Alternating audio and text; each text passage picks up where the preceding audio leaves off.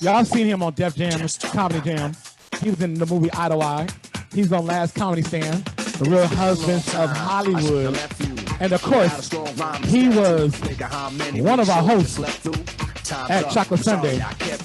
Coming to the stage, y'all. We got Esau McGraw. Nice. We got Esau in the building. Esau, you gotta turn your camera sideways, man. You're upside down. Turn it. Yeah. Turn it around. Oh, looking at bad. You'll do your whole thing like that. It's not flipping. It's not flipping for you. There. No, keep on. No, the other way. Back the other way you was doing. No, there we go. Come on, Esau. This ain't sideways. Everybody, come on, make some noise out here for Esau McGraw. Let me hear y'all out there. Let me hear you. This ain't sideways. No, this is right. We see you. You was your phone was messing up. Okay, y'all, mute yourself, please. Can you mute yourself? We can hear your background. We can hear your background. Yeah, We can smoke a cigar. No, I'm good right now. Yo, Esau, come on, let's start it off right. Can you hear me? What's your full name, Esau? Yeah, we hear you clearly. What's your full name? How you know, where you from and where was you raised? Esau is my full name. Esau McGraw? No, just Esau. Just Esau? Okay. Yeah. And where you from? No, I'm just playing. Esau McGraw, that's it. I was raised in Sac. Sac? Oh, I didn't even know that. Where were you born? I was born in Kansas City. Kansas? Okay. I was born in KC, yeah. Done deal. But I was raised in Sac, though. I hit second grade. Oh, so that was you all day, huh? 07. Sacramento? Okay. Yeah. So you're Baytown. I see you. Yeah. So out there, growing up, yeah, who's your crush? Who's your crush? Like a star? Oh, yeah, star singer. Like who'd you like? You know, when you and the guys talking around, you like, yo, Vanny's better than so and so. Who was your? Hey, you know that was my chick back in the day. Yeah, when you was like high school. High school. Yeah. Well, I had a crush on in high school. Yeah. I was a who was virgin your in high crush? school. I had a crush on everybody. That's what you were doing. Yeah, but I'm saying like a star. I was a virgin until I was 18. God damn. I was out of high school. Why? What? Yeah, thank you. Why? I was a virgin all through high school. Thank you very much for the help call. Why? I mean, you just why? Yeah, you was a nerd or Shy something. kid. Oh, you was a shy. Yeah. Esau, you was a shy kid. Come on now. When it came to women, the man who sings to vaginas was a shy man. Yeah. Y'all see the smile? I serenaded vagina, but that's all stuff I thought about doing when I was too scared to talk to the girls. I was just like, oh man, you know. And so that's my imagination. Be like, man, shit. If I had a nerve, I'll sing to that thing. So So that's how it was. Esau, give me your 5 R&B tracks. Your 5 R&B tracks. Those songs. Hey, can we mute? Hey, somebody over there got some styrofoam. Somebody got a. Can we mute yourself? We hear your damn doors. Put all their refrigerated goods in the right. cooler. 5 R&B songs. Favorite 5 R&B songs. Because I know you sing. On. So I can't narrow it down to 5. Give me 5. Give me 5. Your 5 that you like, that you roll with. That's tough, man. Because I had an old daddy, so Go ahead. I can't, man. It's different. R. Kelly mixed up in there, and I'm ashamed of that. R. Kelly's in there? Why are you ashamed of that? He was a genius. Man, R. Kelly, man, crazy. Man, come on, bro. Man, look, I don't roll with the pedophile thing, but what I'm saying is, hey, before that came out, R. Kelly wasn't nobody messing with R. Kelly. Yeah, you couldn't mess with him. And I was upset when Jodeci broke up. I think I was in high school. I was pissed off. So I was like, bro. Right. See, I don't know, my 5 R&B songs. Okay, give me like this. Give me 3 songs that you love to sing in your show. Because I don't know, y'all know, Esau sings his ass off and he tells jokes. 3 songs I sing in a live show? Yeah, 3 songs that you go in at. I'll go in on. Yeah, you go in on. Like, this is your shit. Bill Withers song, Lovely Day. Lovely Day. Oh, that's my joint right there. That's my song right there. I do Lovely Day hard. I do Ordinary People, but I don't. But we do it quicker. So you speed it up. You know what I mean? It's like the track is quicker. You know what I'm saying? The beat is everything. Yeah. And then what's the third one that I'll do like at the drop of a hat, like a go-to? Yeah, the go-to. Can you please mute yourself? All that noise. My other go-to is well, I had started doing this John Legend impression, so I know a lot of John Legend songs. It's not okay. You know what I mean? I probably know more of those songs than other songs. So probably Again, the song called Again. Okay. You know what I'm saying? And I'm doing it again. Bum, bum, bum. Yes, I'm doing it again. I said it would end, but here it go. That song is about marijuana. The first time we ever had a chance to be alone, we knew that it was wrong to do. Guess that's why I was drawn to you.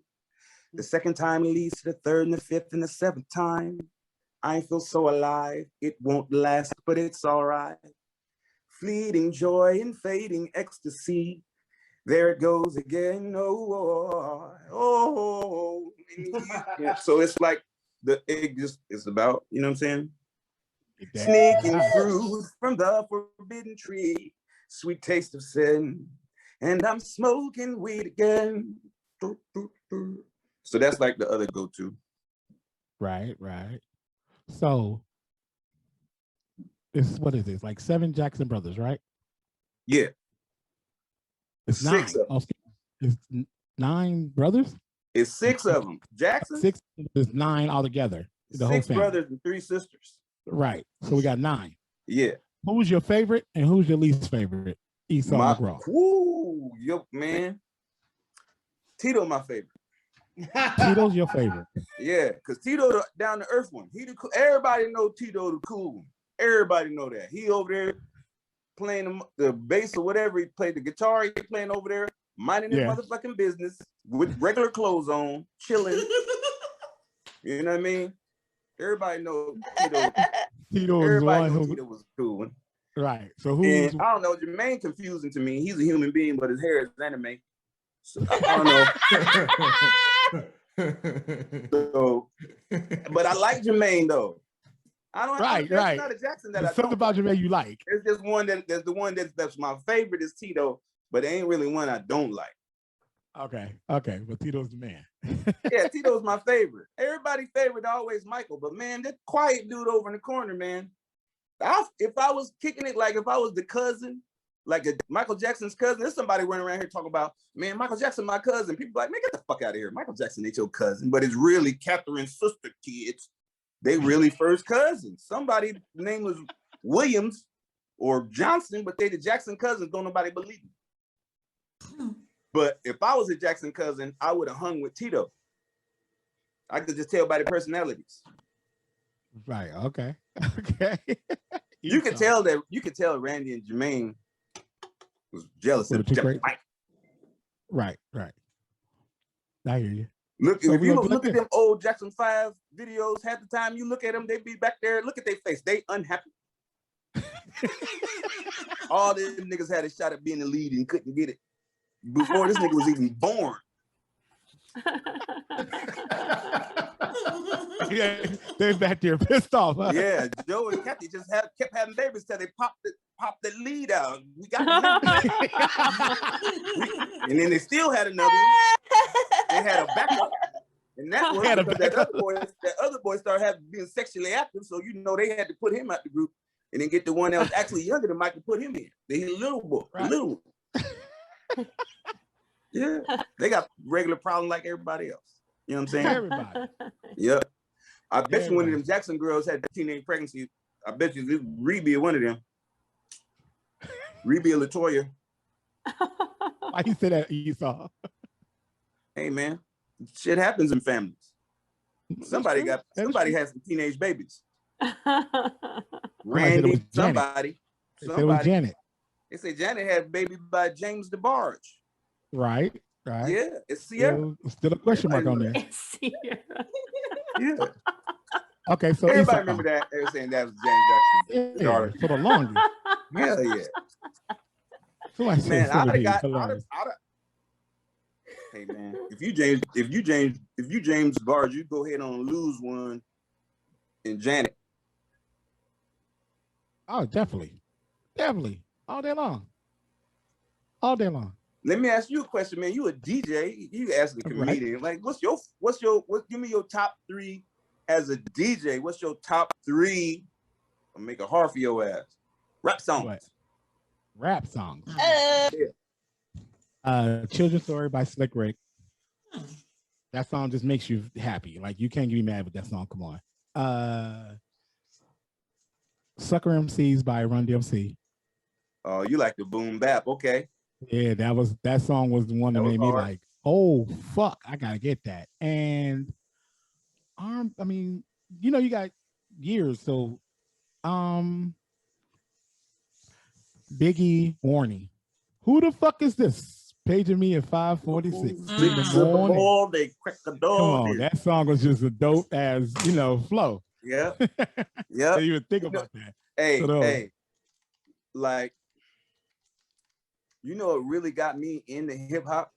Like when I was a kid, like what really like turned the light bulb on? What's that? KRS-One, BDP, My Philosophy. Oh yeah. Yeah. I can't remember how old I was when I first heard that. I was in like junior high school or 6th grade or something like that. In about 5 seconds, a philosopher is about to speak. Man. Yeah, that was the joint right there. But see, so you got errors. You can't, hip hop is old enough where you could do, back in the day and now. So it's a great thing now. You ain't just like got to say one area. Right, yeah. And then like Rakim had this song called My Melody. Yes. The remix. The remix. Yeah. That song right there. Yeah. Tear your speakers up in your truck. Oh man. Had to go get new ones every week. And then like my third is like it's a tie between Tupac and Jay-Z. Okay. I can see that. The only thing I had a problem with Tupac was it was like he was kind of like all over the place. 1 minute it's like, Brenda Has a Baby, which was a dope song, a dope concept, and I felt it. But the next song is I Get Around, and it's like hoes, bitches, and fuck you hoes. It's like, okay. Well, he get around. That's why Brenda got a baby. Daddy,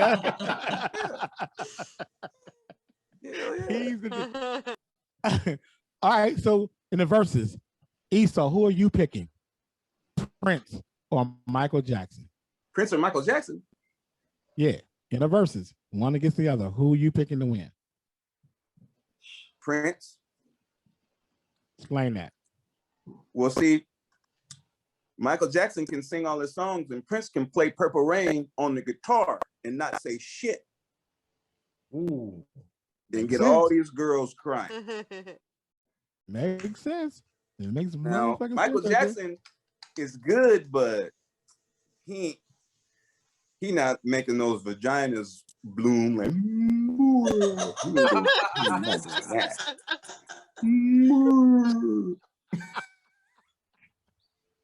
Yeah. Oh, you ever see a vagina get real turned on and it go just like that. That's how I look. I love it. When you get a vagina to go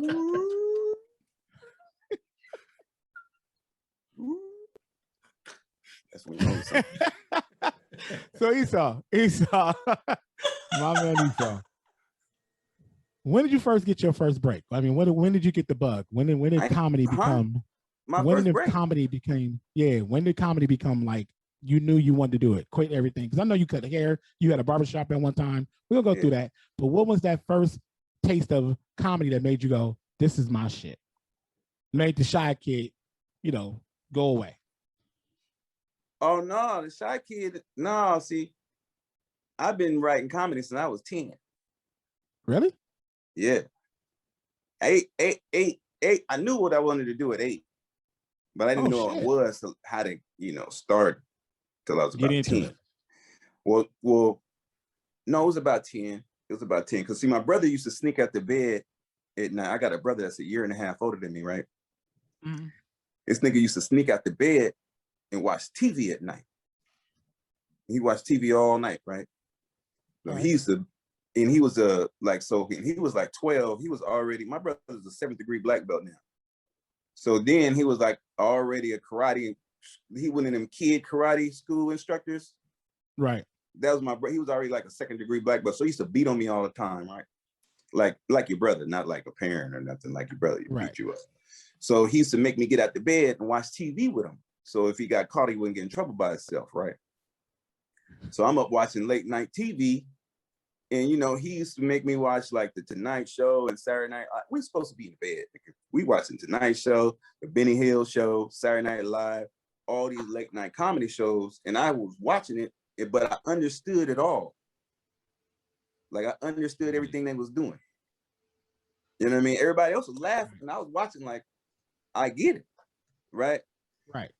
So I started really liking comedy, right? But then that was like started when I was 8. Then when I was 10, we used to watch the stand-up comedians on TV in the middle of the night, but I never seen a black stand-up comedian before. You know what I mean? And then this comedian named Franklin Ajay, he used to write for Richard Pryor. He was on there. And that's the first time I ever seen a black comedian. But his comedy was different than all the other dudes. It was real smart. You know what I mean? Right. So I was like, that's what I want to do. I want to do comedy like that. It was real smart. Like, it was like, you think he mean one thing and then he'll say another thing. And it's like, take it away. You know what I mean? So so his name is Franklin Ajay. I never met him, but I got a autographed book from him. I remember what you talk about. Huh? So going into that, so as a kid, who was your favorite, like you said, when you started really getting into it, who was your, top 3, top 5 favorite comedians? When I was a kid, I used to like the comedians I used to like the comedians who do characters, and it was mostly women who do characters. So I used to love Lily Tomlin. Like she was one of my favorites because she used to do all these different characters. So I just, so it was mostly women that I used to watch because they did all the characters. And then like Steve Martin did a lot of characters, you know what I mean? Yeah, so I used to like him. And of course, Eddie Murphy. Right. Because when I was in elementary school, junior high school is when he was on Saturday Night Live. I was in elementary school and he was on Saturday Night Live when he was like 18.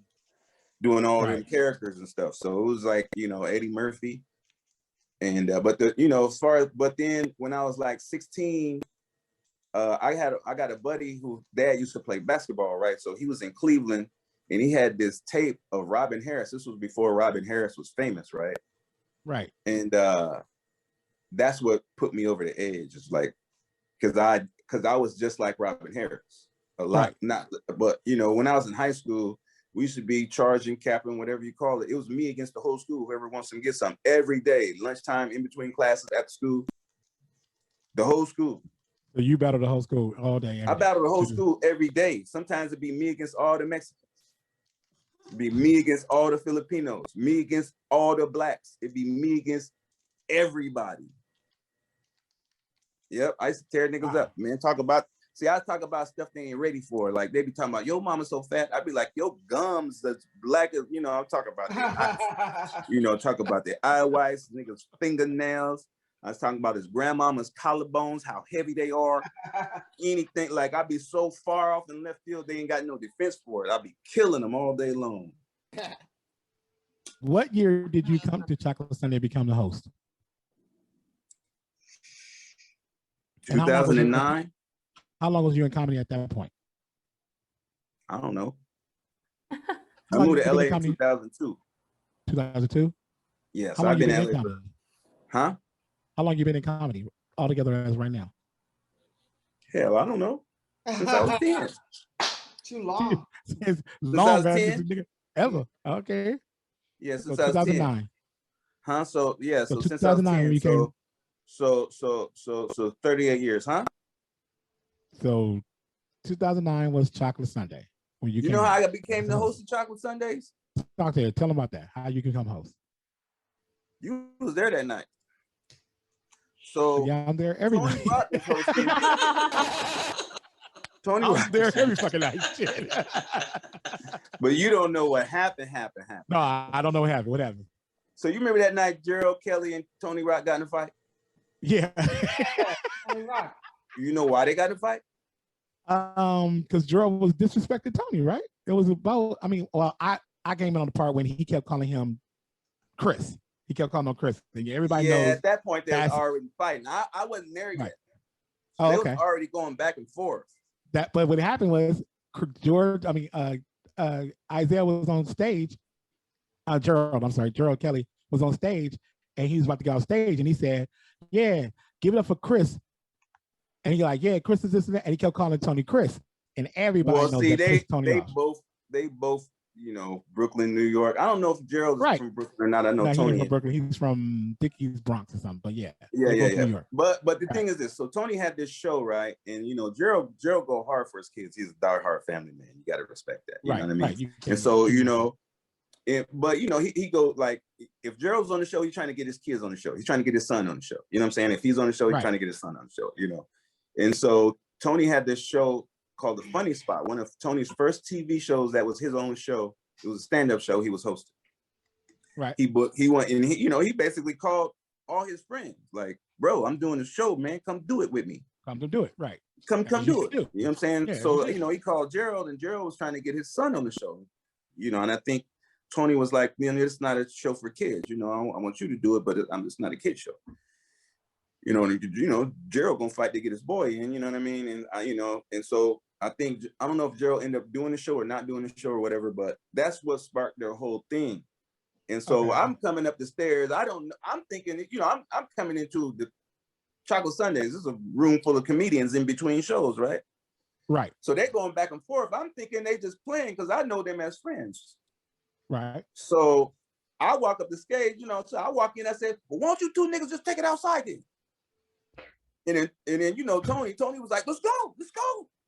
When he jump up, his whole entourage go downstairs. Gerald's whole entourage go downstairs. I'm like, what happened? What they do? They was for real? They going down there and fight? So I go down the stairs, and they get into it. And they actually have a fight. Right.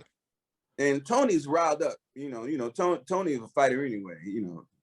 I don't know if you want to pick a fight with somebody who want to fight all the time. Tony get him up with Tony ain't scared of shit. So Tony crazy. So I hosted with Tony for 4 years. Yeah. And so Tony had to, they called Pookie, and Tony was still fired up. So his assistant, he had to go for a walk. Right. Cool down. And so Pookie's on the phone. He's like, put Esau on the phone. I said, yeah. He said, hey, I need you to host tonight. I gave Tony the night off. He going, and David Arnold was in Atlanta. He had just got that show writing on the Tyler Perry show. Right. For Tyler Perry. So I hosted that night, and we had a ball. And so I just kept guest hosting, for Dave. Right. And and then that's how I became the host. I've been hosting every night since Tony had that fight. Every night since Tony had that fight. You started the fight and then you got a job from the fight. Subbing for Tony, and then they asked me to come and sub for Dave the next week, and I've been hosting. I hosted for 4 years since that night Tony had that fight. Oh, so did you get the movie? Thanks for not being a punk, Tony. Tony got me a job with his kick-ass spirit. He started the fight and then got a job Well, for I don't starting the know if fight. he That's some shit. I didn't So start the fight. They you was started the already fight. going at it. I kind of, you know, I was downstairs. I didn't put the bullets in the gun, and I didn't make the person holding the gun mad. But I might have been the spring in the trigger. So, did you get? I know you was in the movie Idolize with Outkast. Did you get that movie from Chocolate Sunday? No. Because I remember Brian used to come up there all the time. So that was after the movie. I started hosting Chocolate Sundays. I started hosting Chocolate Sundays in 2009. We shot Idlewild in 2006. Oh shit! And it came out in 2008. Got it. So when I started hosting Chocolate Sundays, Idlewild was fresh. How did that part come to you, and was that a character that you made yourself? I mean, I know it was, but how did that come about? Did you like doing characters? That was a crazy ass story. That that back then, I hosted for a total of 6 years at the Comedy Store. Okay. So from I was hosting Crack 'em Up Thursdays from like 2005 to 2009. Because when I started hosting Chocolate Sundays, I had to leave Crack 'em Up. Got it. Yeah. So I hosted on Sunset for a decade, weekly, which is almost unheard of. They even had those two spots back 560 weeks in a row, or something like. What's a year? 365. So times that by 10. On a major stage. Yeah. On two major stages. You went from one to the other. Mm-hmm. So how did you get Idlewild? How did that come about? Who brought it to you? How did you? Actually, Brian Barber was coming to some of the. Brian Barber went to college with Nichelle Murdoch, who was the producer of Crack 'em Up Thursdays. Okay. They went to college in Atlanta, so he would come up there, and then I was hosting up there. Got it. So they was casting that out of North Carolina, so they had already casted my role. But for a director's request, he asked me. He got me an audition for all the producers and everything. So I went in and auditioned. And then so I recorded it. I recorded it. I did the audition. I taped myself doing the audition, and I taped myself doing it 30 different ways. And then I took the best 15 and burned it on a disc. So I do the audition, and they's like, "Thanks, great." And I take this disc, I throw it on the table, and I said, "That's me doing it 15 other ways." And I walked out. And they called me 2 months later and offered me the role. But when I left there, though, I had a headache. I had a migraine. So I had a plan when I went in there, and I executed it perfectly. But I was so in my head, and when I left there, bro, I had a headache. So the character you played, was that one of the 15 characters? Stuttering. I did it 15 different ways, stuttering. Oh, so everything was stuttering, but you just had 15 different ways you was doing it. Yeah. Damn. Yeah. And then when I got there, I was there for 4 months, right? But they wouldn't film me though, because they was on Brian, because a couple of these is like Universal and HBO and all these big companies. They ain't know me. Like the way that some of these companies are, like the departments don't communicate. You know what I'm saying? So I did like 3 pilots at HBO, and I was casted on them. They didn't go. It didn't have nothing to do with me, but I was on 2 different pilots at HBO. So I was approved. So they had different departments that you got to be approved in. Right. So I was approved in the original programming in the television department, and I did Def Jam, so I was approved in the comedy department, and they didn't know who I was in the film department. So Brian Barber was like, "Hey man, they're gonna be knocking on your door. They're gonna be putting plane tickets under your door. They're gonna be sending drivers for you. Don't get in the car. Don't get in the airport. Don't get on the plane. They're knocking on your door. Don't leave your room. Just stay in there." So these motherfuckers was knocking on my door every week. Dun, dun, dun, dun, dun. They was putting plane tickets under my door and everything, telling me there's a call on me, telling me the car's gonna be outside, this and that. He said, "Don't get in that car." So I just stayed in there. So all the scenes in the movie I filmed in the last 2 days. of filming. I had one take. So like when you be in this, when you be in these movies, right? Like these veteran superstar actors, say if you got like 2 hours to film this setup, they'll take an hour and 45 minutes. Oh, let me try it again. Hold on, something's gone. Is there a fly in here? I'm gonna do it again. It take up all the time. And then, so when they turn it around and then it's gonna take them 30 minutes to do that. So they're gonna turn everything around and shoot you right before this is what happened to me, right before they was about to shoot me. The person I was in the scene with was like, hey, I'm about to roll out. They left, and then they put the stand-in who didn't know the lines. He's sitting there reading from the paper. And now I got one take. So I had to tell them to get the fuck out the way. And so, because I came from, I did improv for a long time. So I just told them to get out the way. And I just painted the whole thing in my head and just reacted to the lines that the way the actors were doing it. And we just did it. Wow. Crazy. But yeah, so like, you know, when you're in a movie set, it's like war. Like I got froze all the way out of this one scene because we were supposed to walk out on the porch. It was like a Dirty Dozen type of thing. We were supposed to walk on the porch, and I was supposed to land at the end of this porch on this pole, and the other three are in the middle, and then the dude on the end. And so I'm the last person to come out the door, but the third guy on the end that's supposed to be down on the stairs, he leans on the pole, which freezes. I have nowhere to go, and so I'm behind them. So there's like cut. Then as that scene goes by, I'm not even in the next scene because you don't even see me walk out on the porch because this fucker froze me out. Wow. So a lot of times when you see me in the movie and I got an attitude towards the people that's around me, I just put it in the character. So now like this dude is annoying me as I'm acting, but this nigga's really fucking annoying me because that motherfucker just froze me out of 2 scenes because he fucking froze me out the fucking porch. Wow. And they don't, you know what I mean? It's no retake. It's just like, keep moving. No retake. This motherfucker took an hour and 40. We got one joint. One. Got it. So you got to give what you gave at that point. Man, I learned how to fucking make movies. That was a guerrilla shoot for me. You know what I mean? They trying to get rid of me, everything. The director had my back though. Dope. Yeah. So in the same year, you got Def Comedy Jam in 2006. 2006, yeah. How was that process? How did you get over there?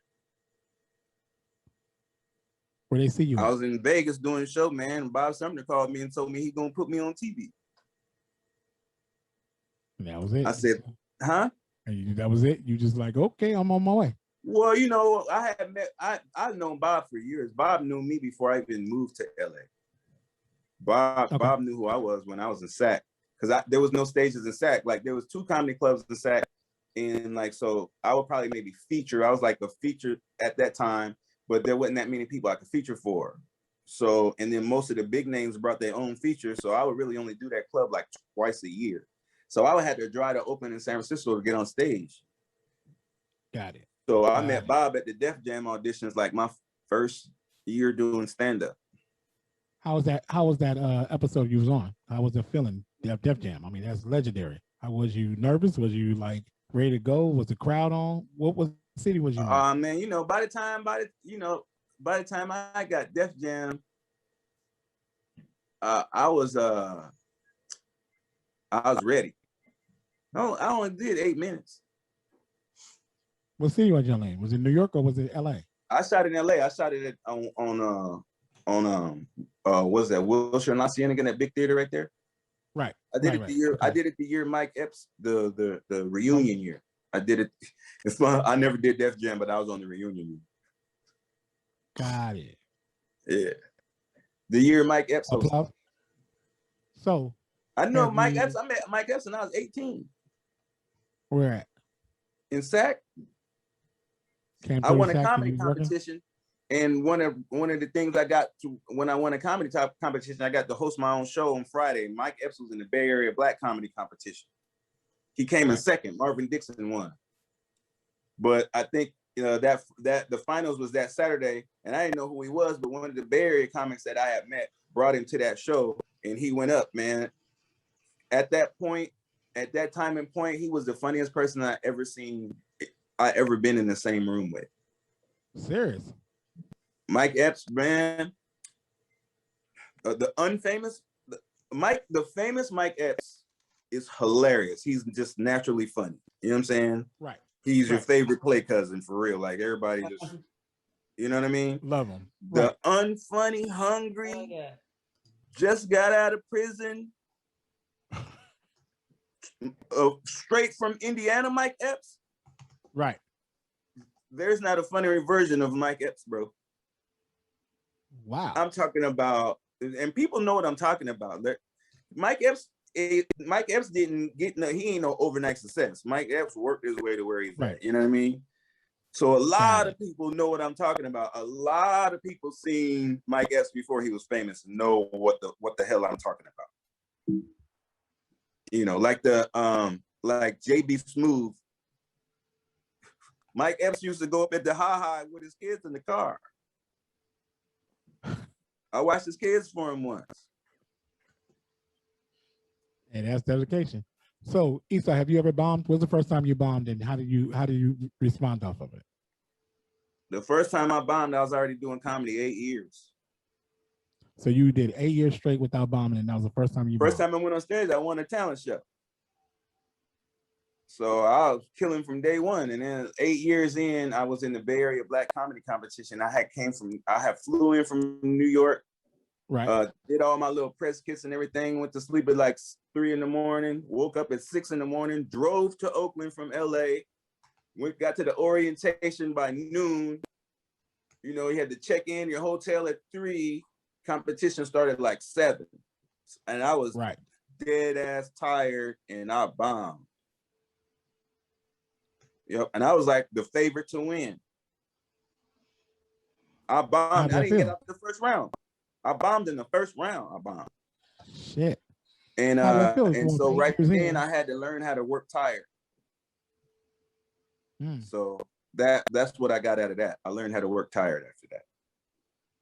So I never bombed tired. And then just one obscure night, man, Clayton Thomas was doing this like open mic, and I bombed, man. I got heckled by this fine ass chick.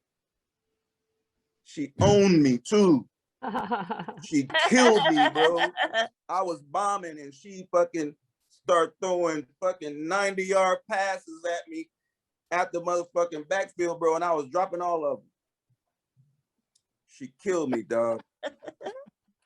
How do you bounce back from that? Do you shake it off? Do you just take it as like, okay, hey, I mean, after 9 years in, get back on stage immediately, as soon as possible. So I left there and went somewhere else and got on stage and smashed, and it was over. Got it. And so you did the last comedy standing in 2008. How was that? You know, been on national TV. How's that? Where did you come in? Did you win it? I wasn't on there. You wasn't on there? Yeah, I did it, but I wasn't on there. Oh, okay. So explain that. Man, we was doing that, man. You put me out there with all them motherfuckers. We doing that show, man. We doing that show, Sidekick. We doing the shows, right? I'm murking these motherfuckers. Every show, they pick me first to advance. All the judges, him. Go stand over there every night. Right. We about to go to the semifinals in Vegas, right? My manager called me and told me they took me off the show. And then they edited me out the season. Why? I don't know. We was doing all these shows, man, and so we was doing like these, because like once you made it onto Last Comic Standing, then while the show goes to the other cities and stuff, like the people like the LA comics who were like the first round and second round or whatever, right? They book shows. They have Last Comic Standing shows, stand-up shows. So we're doing like these casino shows and different things like that, you know, promoting, you know, just doing spots. And I was headlining all of them. You know what I mean? So, you know, and then one of the dudes, man, I heard them, they was calling me the ringer. You know, I don't know if that had nothing to do with the production, and then that's just comics talking. And you know, they was calling me the ringer, and next thing I know, man, a couple weeks later, man, my manager was pissed. He called me. This motherfucker was his hair was on fire. He was pissed off. And they took me off of there. And never gave you a reason why, no, nothing. Just that's it. It's just like an audition. When you don't get it, they don't call you and tell you why. Oh yeah, that's right. That's true. They take you. I don't know why. I ain't did nothing to nobody. So then in 2013, you did Real Husbands of Hollywood. Yeah. With Kev. Yeah, Shout out to Kev was the homie. Kev gonna bring anybody and everybody on. So did you write that part? Was you writing for them and you got in? Nah, I mean, Chris Spencer created that show, and I've been walking, right. Chris Spencer like blazed the trail for me. Everywhere Chris went, I went.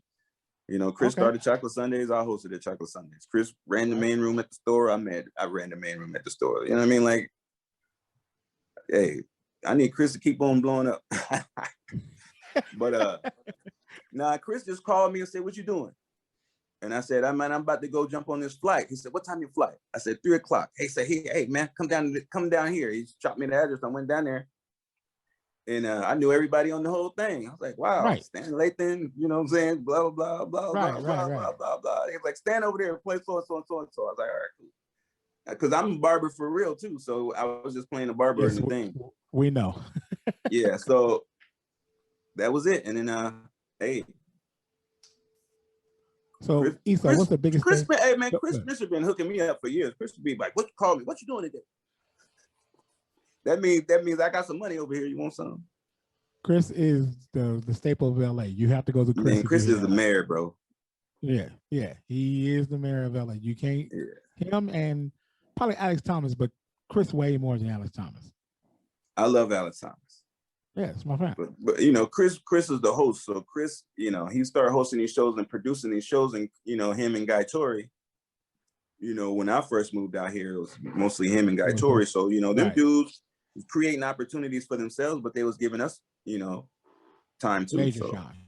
Hell yeah. So what's the biggest stage you've been on, Esau? What's the biggest crowd that you have performed for? Biggest crowd? Yeah, biggest stadium, like stadium. Oh man, mine's like, I ain't on no stadium shit. Like 11,000. 11,000? How's that feeling? Sitting in front of them making 11,000 people laugh, like off of your jokes. I was off the dome. It felt great. It was wild. I had this story. I ain't never told this story before. It's kind of a fucked up story. What's up? But there's like, I was hosting for the this concert for the Whispers. It was like this festival that the Whispers was headlining, and I'm opening for the Whispers. Got it. And there's a big old amphitheater, and it's outside. I'm doing comedy, right? And it's crazy. It's crazy. Don't judge me, man.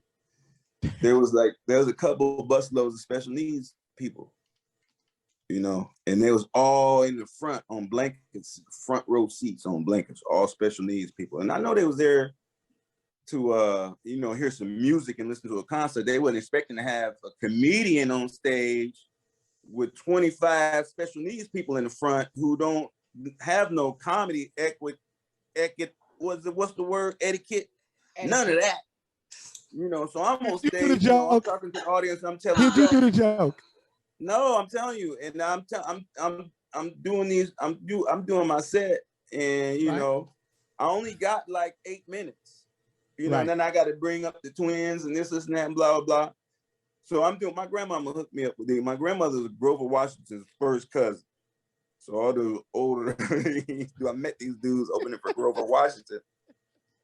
So all these old jazz dudes, right? Right. So I'm on stage doing my thing, and one of these dudes jump up, back. Oh, hell no, Esau, you didn't. You didn't, Esau. And I'm standing there looking. Hey, then he started doing it, and it started being like popcorn, nigga. He started doing it, and then another one started doing it, and then another one started doing it, and another one started doing it. He was just like,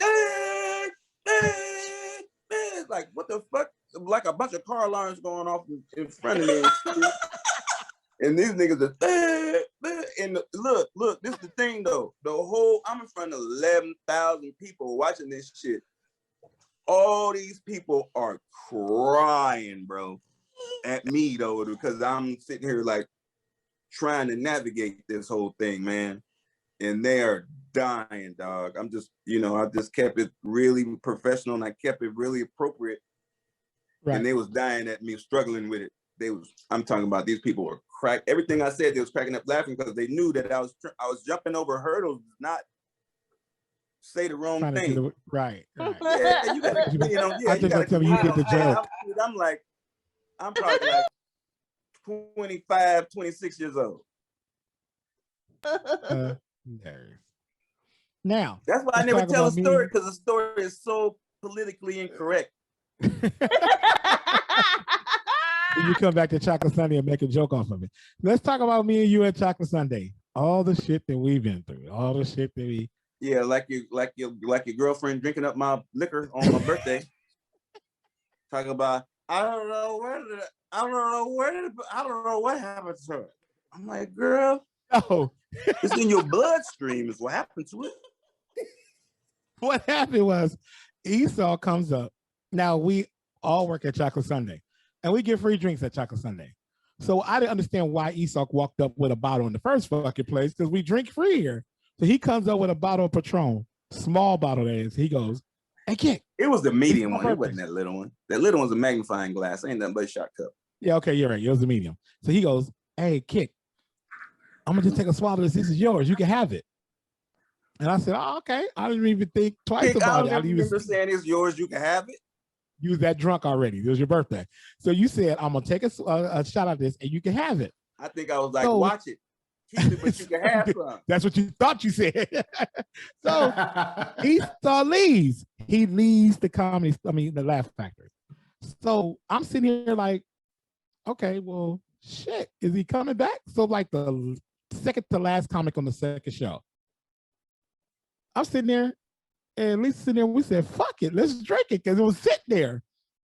So we drink it. Thing, though. I knew y'all drunk it, right? But when I get back, here go Lisa. I don't know. I don't know what happened to her. With a long sleeve slur. When he walks in with me hitting the last of the Lisa on there. She commented, I wasn't drunk. Okay. We was all drunk, Lisa. He comes in with me hitting the last bit of it. And I look over, he's walking in. I'm like, where the fuck is this nigga been at? So I put the bottle back in the box and put it back on the table. And he's empty like, bottle in the box. I come back thinking it's on. This nigga goes, why you know what I mean? You don't put the first thing out of his mouth is, yeah, I'm about to go on. Let me get a shot at Patrol. I'm like, I get you a shot. Yeah, he turned into Scooby-Doo and he was like, oh.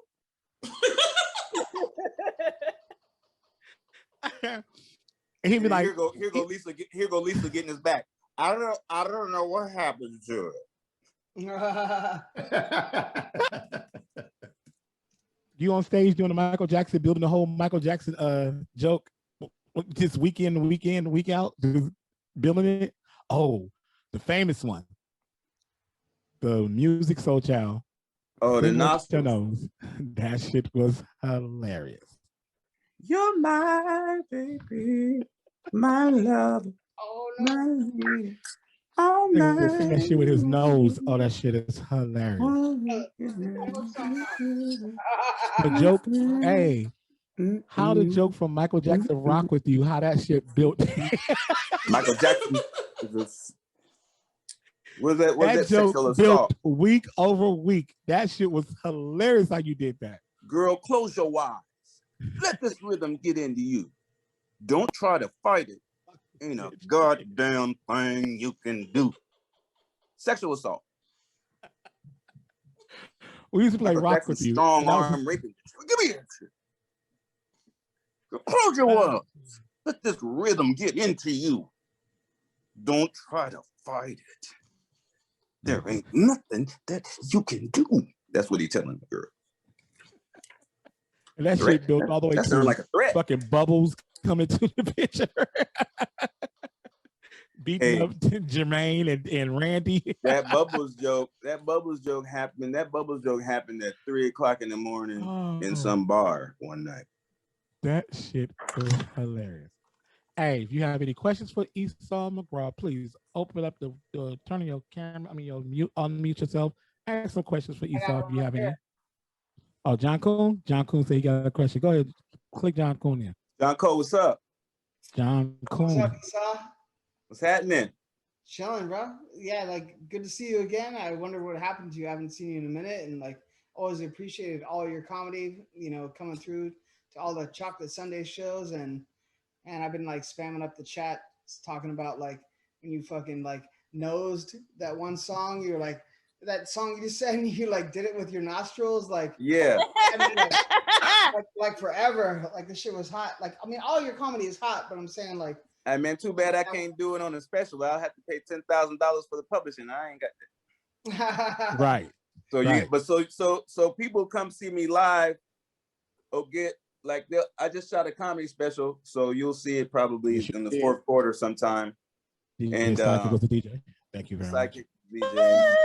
And yeah. And so the show that when you see me live. I'll have a way more freedom on live shows, so you get like a whole different show. And I think that's what people talked about, that like like you said, like all comedians can, you have to do what's in the range of what's going on for the show, but your personal comedy is always like shining much more when you see you and your person. You can do whatever you want to do. So I really appreciate it, and thanks for all the laughs, brother. I appreciate it. People don't. Like when you do a comedy special, man, it's a theatrical presentation, so it's different than doing a live show. So when you go through that process, hey man, this shit to have an original hour, bro. It's so much shit that's already been taken, and so much shit you can't do and you can't say, oh man. So I'm a creative person. I didn't really understand it. You'll never hear me say like, oh, this dude, his special, blah blah blah. Like, man, you ain't been through that process. Y'all know what y'all talking about. Yeah. Esau. But you're always appreciate all your comedy. Oh, thank you. Yeah. No doubt. Esau, has there ever been a joke said that you were like, damn, I wish I wrote that? Has anybody threw something out there that you was like, whoa, man. Everything JB Smooth ever did, I wish I thought. Oh my God, JB is a fucking phenomenal crazy ass. That nigga did the boot and skating in the sun. How many jokes can you go, man? You know what I'm saying? The goddamn skates, them dudes' shoes look like roller skates with the wheels broke off of them. The worn down shoes. Man, the damn. I don't ever talk about. Nigga walking in a circle. This ain't a comedy show. This is JB Smooth, is like one of my favorites of all time. Will Sylvance. Oh wow. Okay. Wow. Okay. Wow. When he do that joke about when he turned into the Hulk.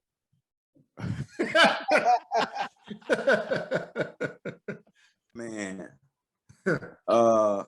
Will Sylvance. I mean, there's comedians, dude, that I just think that are like on a whole nother wavelength.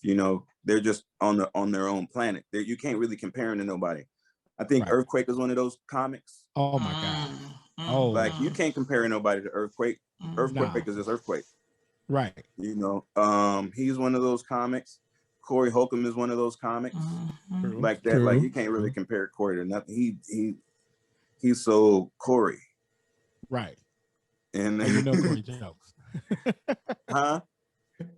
Corey, one thing I can say about you, comedy, man. Now, what I can say about Esau, now every host that comes to Chocolate Sunday, at some point in time, I start hating him as the DJ. It never fails, and he know it. Why? And the reason why, you know why? Because y'all get on stage, and your job is to keep the crowd hyped. Got it. Your style is to keep the energy in the place. Your style is to keep if one's low, bring it back. If one's high, bring it down for the next one. Like you do your job great. But I've been sitting there for 3, 4, 5, 6 hours in this cold ass fucking room, ready to go.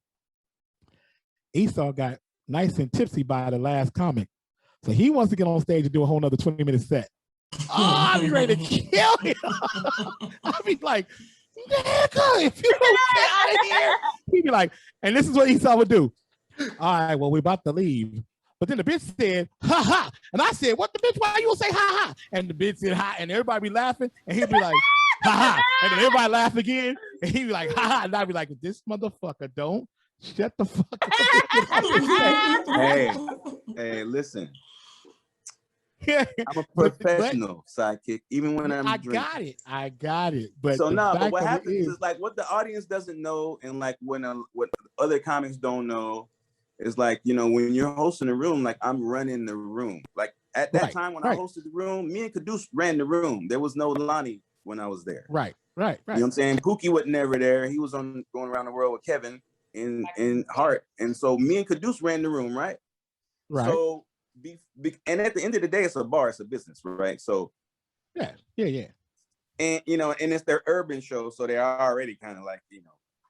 So I have to make sure that the waitress got every ticket off the tables before I end the show, or niggas will walk out on their tabs.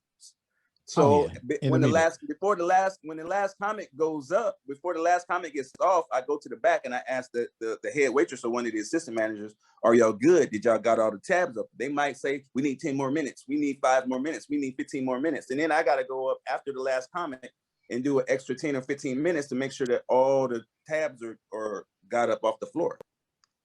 Most of the time, it'd be standing room only in Chocolate Sundays, and that's what it be. So when they over there flashing the comic because the comic is going over time. I'm like, don't flash them. They need more time. Let the motherfucker go. They'll flash them, get them off stage because they be about the principles of the show and everything like that. So the comic could get down, and then I got to go up and do another extra 10 or 15 minutes. Then the comic is salty because you flashed them, and then I did an extra 15 minutes, and I got to explain all this to him or her. You know what I can say about Esau, Joe, is creatively off the dome, I don't think there's nobody as quick as you. And that's me telling you, like, giving you flowers. Like, I have seen you. Oh, thank you. You know, that's where the McGraw came from. Yep. I never called myself Esau McGraw, dude. It was they was calling me Quick Draw. Wow. At Fat Tuesdays, because I be on when people quit. Like you say something, like, you know, there's no gap. You know what I mean? There's no air. Right. Like I remember it used to be me against the whole school. So if there's one heckler in the audience, bro, easy bodying you, bro. We have one more question from Travis. Where you at, Travis? I'm right here. Can you hear me? Yeah, there we go, Travis. Travis, Esau, Travis. Am I Travis in Atlanta? No. Oh, okay. I was about to say you found me, nigga. Maybe second, third, fourth cousin. About to drop the mic. Oh yeah, no, Travis was like 6'8". I'm like 5'6". Oh yeah. No, I was gonna say because how you were saying the when you were like 7, like you were relating to this stuff, like, and to me that's crazy. So I don't know. I seen like the George Carlin stuff, and like the dude that interviewed him, that he said he interviewed like people, and he said the 3 things that most comics they go to is like what drives them to comedy is poverty-stricken circumstances, being a minority, or like lack of love growing up. But I was just wondering, like, what as a 7-year-old, like that, to me that's crazy to you for relating to the Tonight Show and shit like that as a 7-year-old. So I was wondering it wasn't a lack of love, man. I grew up with both my parents. I was the middle of 8 kids. 8. Just what drove you to it? I don't know. I'm just connected that's to baffling. Yeah, so I don't know, man.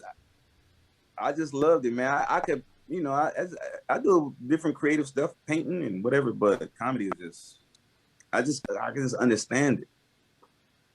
At 7, that's crazy to me. So when you say you understand the format of it, you understand the cadence. I understand the intention. Right. Okay. I understand why. Right. He did that. Got it. So he ain't fooling me. So I was like, well, you know, it's like, I don't know if I'm good at puzzles. Maybe I'm a little bit on the spectrum or something. I just decoded it. You know what I mean? Have you ever met one of your heroes and was it a good or was it a bad interacting with them? I never had a bad interaction with anybody I admire. Oh, great. Yeah, who gave you the best advice? Bro, like, I got to open for Damon Wayans for 2 years. Wow. Homie the Clown, bro. Like, right. You know, he's like big bro. So, you know what I mean? I was on the road with Bill Bellamy for 2 years. You know, learning. They make me get up. I get up in the morning and do radio with them. I'll be sitting in the corner learning. I watched Earthquake have a whole set for the radio. And taught me that the radio interview is more important than the show. Because if you don't sell no tickets for the show, who give a fuck? Who gonna so the radio interview will help pack the room. If you are a killer on the radio, you sell out all your shows. Mm. Yeah. So the radio interview is actually even more important than the show. That's like the show, right? Yeah. And so people who kill the radio know exactly what they're doing and why they're doing it. And so I got to learn all that stuff. I got, learn how door deals work, learn how casino structure deals work from doing casinos with Damon and stuff. So yeah, I learned a lot. Who gave you the best advice? All of them. All of them gave you? Yep. The best advice they gave me is I got basically I got laid off. They all laid too good. So you too good. Well, I mean, basically, I had to walk in my own light, Right. And I had to go take it. Ain't nobody gonna give it to me, so they put me on my path. Dope.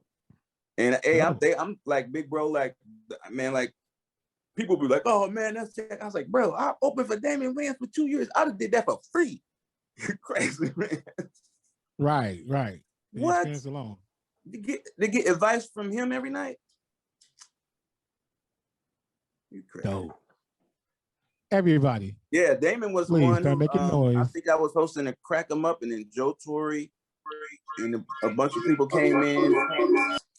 And they started messing with me. So, they were older comics, older in the game, and I showed them their respect. And then I introduced the next comic, and Joe Torre hit me up in the corner. Said, don't you ever let no motherfucker come in your show and take control of your show. And I don't give a fuck who it is. Eddie Murphy, me, I don't give a goddamn. Ever since then, no matter who walk in the room, I'll fight your head off you say something. Eddie Murphy come in there and want to talk, let's talk, nigga. Right. Don't matter. Everybody, make some noise out here for Esau McGraw, y'all. I got big brothered by some of the best guys in the history of the game. So I'm blessed and fortunate for all of that. Esau, let them know how they can get to you. What you got coming up, where they can get to you, what you do. I'll be in Vegas next Friday. I'll post it. Just go on my Instagram, Esau_McGraw. And other than that, man, I'm just working under the radar, man. I shot this special, but I ain't talking about it. So the people here know I shot it. You know what I mean? Maybe like 11, 12,000 people might hear me talk about it on here. But how many people got on? There you go. Hey, and he's a barber because the man cuts my hair for me. Well, my hair for me, so he cuts hair too. I stay connected to the people much as I can. Right. Get that money. So I might be in New York at Caroline's on Thursday, Friday, and Saturday.